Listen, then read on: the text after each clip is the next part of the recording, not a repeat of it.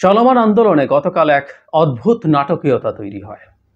উদ্ভট, অদ্ভুত না বলে উদ্ভট বলা বেটার। কারণ এমন একটা ঘটনা ঘটানো হয়েছে যেটা খুব মানে যা শৈশব পার হয়েছে এমন কারো কাছেও এটাকে ফালতু একটা পদক্ষেপ, স্টুপিড একটা পদক্ষেপ বলে হতেই পারে বা হবে। সেটা হচ্ছে কোটা সংস্কার আন্দোলনের ৬ জন সমন্বয়ককে ধরে নিয়ে যাওয়া হয়েছিল। গ্রেফতার হয়েই আছেন তারা।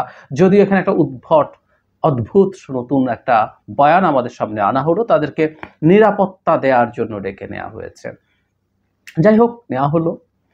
তারপর তাদেরকে দিয়ে হেফাজতে রেখে এবং তাদের তাকানো, তাদের ভীত সন্ত্রস্ত অবস্থা দেখে মনে হওয়ার যথেষ্ট কারণ আছে, তাদেরকে একরকম গান পয়েন্টে একটা বিবৃতি পাঠ করতে বলা হয়েছে, যেখানে তারা তাদের সব কর্মসূচি প্রত্যাহার করেছেন এবং খুব অল্প সময়ের মধ্যে এই আন্দোলনের যারা অন্য সমন্বয়ক আছেন তারা তাদের এই ব্যাপারে বক্তব্য জানিয়েছেন এবং তারা আজ কর্মসূচি দিয়েছেন। আমি সেটা নিয়ে কথা বলতে চাই।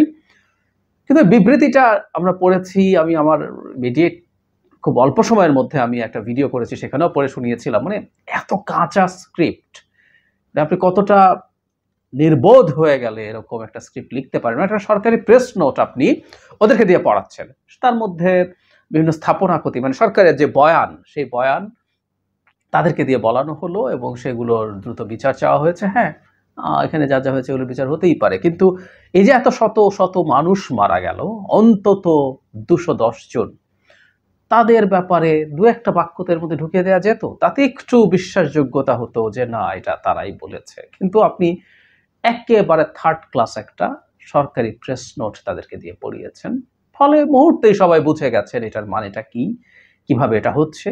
খুব সামান্য কাণ্ড জ্ঞান লাগে। আমি গত ভিডিওতে বলেছিলাম যে আপনি এই সাহসও করতে পারেন নাই যে এই ৬ জনকে বাইরে ছেড়ে দিয়ে বলবেন তোমরা একটা সংবাদ সম্মেলন করে এটা করো। তার মানে তারা জানেন যে ওখানে গিয়েও তারা এটা করবেন না, কিন্তু নিজের কাস্টাডিতে রেখে এটা করানো আরো বেশি, মানে এই ঘোষণা দেওয়া না যদি না দিত, তার থেকে এভাবে দেওয়ানোটা আরো অনেক বেশি খারাপ হলো। আমরা একটা টার্ম ব্যবহার করি কথ্যভাবে, সেটা হচ্ছে লেজে গোবরে করে ফেলা। সরকার সবকিছু লেজে গোবরে করে ফেলছে।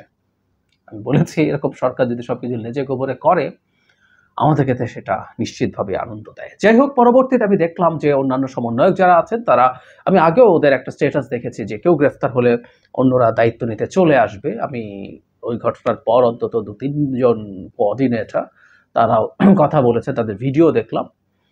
খুব ভালো লেগেছে, সাহসের সাথে কথা বলছেন। একজনকে তো দেখলাম খুব স্মাইলিং ফেসে কথা বলছেন, তার কন্টেন্টের মধ্যে আছে যে তার ভীতি আছে, তিনি আসলেও যে কোনো সময় ধরা পড়তে পারেন, বোঝাই যায় কোনো একটা গোপন জায়গা থেকে কথা বলছেন, কিন্তু হাসছেন।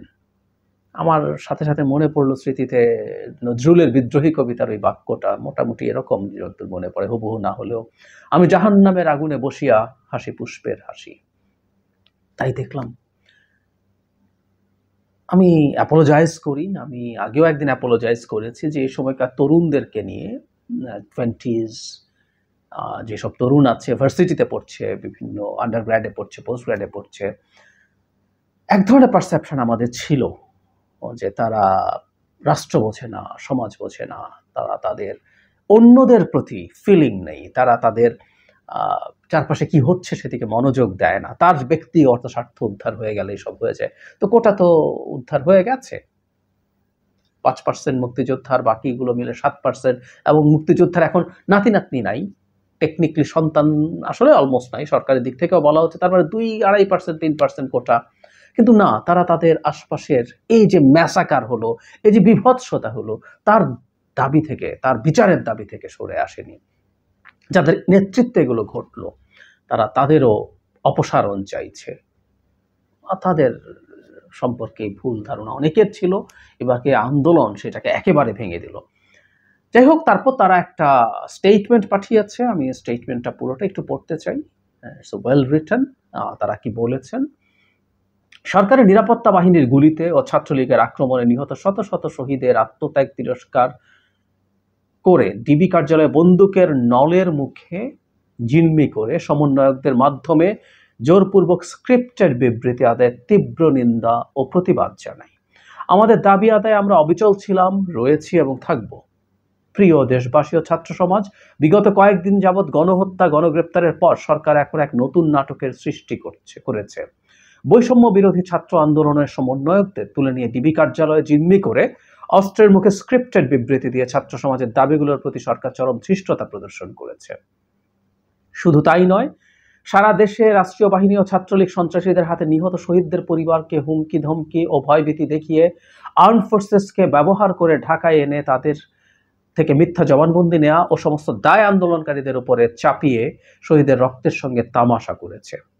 আমরা দ্ব্যর্থহীন ভাষায় বলতে চাই, জীবনের শেষ নিঃশ্বাস পর্যন্ত ছাত্র সমাজ শহীদের রক্তের সঙ্গে বেইমানি করতে পারে না।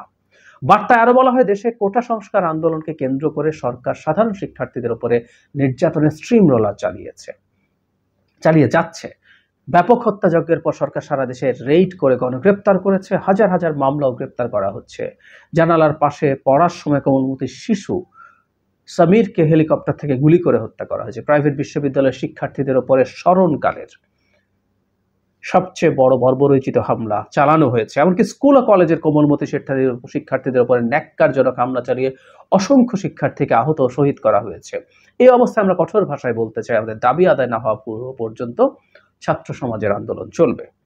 তারপর তারা তাদের কর্মসূচি ঘোষণা করেছেন। আগামীকাল সারা দেশে ছাত্র জনতার বিক্ষোভ কর্মসূচি এবং প্রতিবাদ সমাবেশ। আমাদের দাবি আদায়ের সঙ্গে একাত্মতা ঘোষণা করতে বাংলাদেশের সব নাগরিককে অনুরোধ করছি। একটা জিনিস খেয়াল করি আমরা, মানে আজ গতকাল দিয়েছেন, তো তারা আগামীকাল বলেছেন আজ তাদের বিক্ষোভ আছে।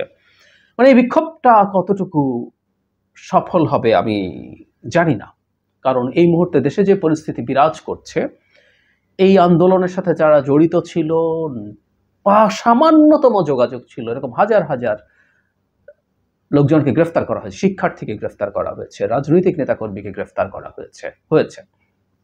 একই সাথে এখন সেনাবাহিনী মাঠে আছে, কারফিউ আছে, যদিও সারাদিন কারফিউ থাকবে না, এটা রাতে গিয়ে হবে, সন্ধ্যায় গিয়ে হবে, কিন্তু কারফিউ এখন আছে, মানে নিদেন পক্ষে সেনাবাহিনী মাঠে আছে।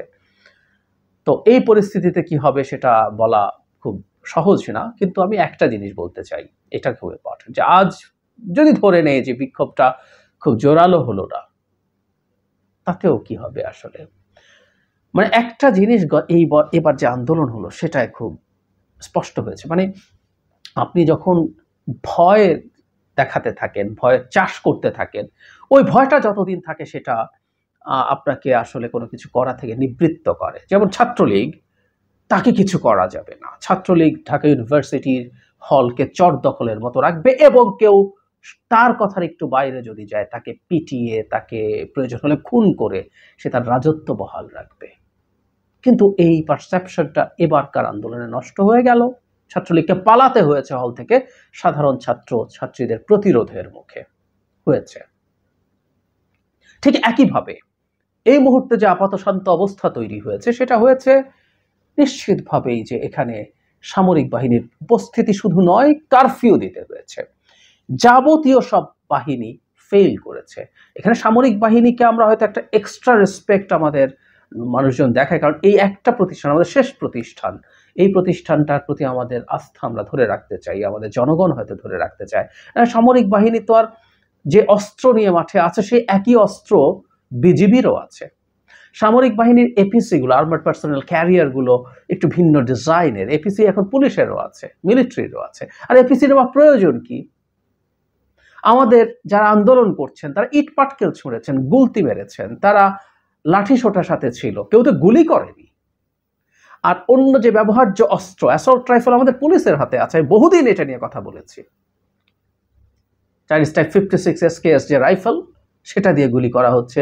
আর বিজিবির হাতে তো সবই আছে। বিজিবির একজন অফিসারকে সেমি অটোমেটিক বা অটোমেটিক রাইফেল দিয়ে টাইপ, মানে AK-47 এর মতো একটা রাইফেল দিয়ে গুলি করতেও দেখা গেছে। এরকম ভিডিও আমাদের সামনে আছে, পুলিশকে গুলি করতে দেখা গেছে।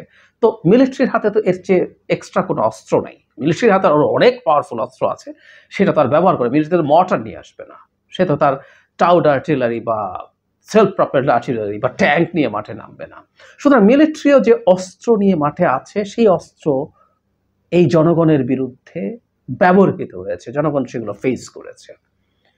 মিলিটারির প্রতি একটা সম্মান জনগণের আছে, আমি ধারণা করি এটা থাকার কথা, এবং আমরা সেটা রাখতে চাই। এর একটা দেশের কোনো প্রতিষ্ঠান টিকে থাকবে না এটা আসলে খুব দুঃখজনক হবে, মর্মান্তিক হবে আমাদের জাতির জন্য। যাই হোক, জনগণের এই ভুলটা ভেঙে গেছে, এই ভয়টা ভেঙে গেছে যে আপনি ছাত্রলীগ আওয়ামী লীগ দিয়ে পেটাতে পারেন না। পাড়ায় পাড়ায় বসে থেকে শান্তি শৃঙ্খলা রক্ষার নামে কি করেছে একসময় দেখা গিয়েছিল না? তারা নেই, তারা তো নেই, বিজেপি পুলিশ ইনডিসক্রিমিনেটলি গুলি করে হাজার হাজার মানুষকে আহত করে অন্তত 210 জন মানুষকে হত্যা করে টিকে থাকতে পারে নাই। এই ভয়টা তো ভেঙে গেছে। সুতরাং বিক্ষোভ আজ হোক বা কাল হোক, বিক্ষোভ হবে, কোনো না কোনো ফর্মে বিক্ষোভ ফিরে আসবে। এই দেশে যে ডিজাস্টার হয়েছে তার বিনিময়ে, মানে বলেছে তো এই সরকারের তো ক্ষমতায় থাকার নৈতিক অধিকার নেই, আমি এটুকু সরিয়ে রাখি। নিদেনপক্ষের সাথে দায়ী মন্ত্রী, এই দায়িত্বগুলো যাদের আছে, উস্কানি দিয়ে ছাত্রলীগকে লেলিয়ে দিয়েছেন যিনি দলের সাধারণ সম্পাদক জনাব ওবায়দুল কাদের। ছাত্রলীগ যে প্রথম দিন 15 জুলাই বেধড়ক পেটালো আন্দোলনকারীদের, ছাত্রলীগের প্রেসিডেন্ট জেনারেল সেক্রেটারিকে শুধু বহিষ্কার না, গ্রেফতার করা, এগুলো ফৌজদারি অপরাধ। তারা আগেই ঘোষণা দিয়ে এই কাজগুলো করেছে। সেগুলোর প্রতি কোনো রকম কোনো পদক্ষেপ না নিয়ে স্বরাষ্ট্রমন্ত্রী পদে থেকে, উনি আবার পদে থেকে এখন আহ্বান জানান নতুন করে জনাব কাদেরের মতো তার দলকে, উনি মন্ত্রী হিসাবে ওনার বাহিনীগুলো নিয়ে, আইন শৃঙ্খলা রক্ষাকারী বাহিনী নিয়ে কথা বলতেই পারেন, কিন্তু উনি এখন আওয়ামী লীগকে পাল্টা ব্যবস্থা নিতে দাঁড়াতে বলেন। কোন রকম ব্যবস্থা ছাড়া জাস্ট কোটা আন্দোলন অর্জিত হয়ে গেছে, আমরা কোটা পেয়ে গেছি, এটা হয়? কোন রকম কোনো কিছু থাকবে না এরপরও। এবং শুধু সেটা না, সরকার যে ন্যূনতম কোনো সদিচ্ছা নেই তার প্রমাণ হলো ব্লক রেইডের নামে আবার কি পরিমাণ অত্যাচার, নির্যাতন, নিপীড়ন শুরু হয়েছে। এর মধ্যে থেকে সরকার এক্সপেক্ট করে কোটার তো সুরাহা হয়ে গেছে, তোমরা সবাই ঘরে ফিরে যাও। হাস্যকর। আজ হোক কাল হোক, এই ইস্যুতে হোক অন্য ইস্যুতে হোক, এই সরকার তুমুল বিক্ষোভের মধ্যে থাকবে। জনগণের ভয় ভেঙে গেছে।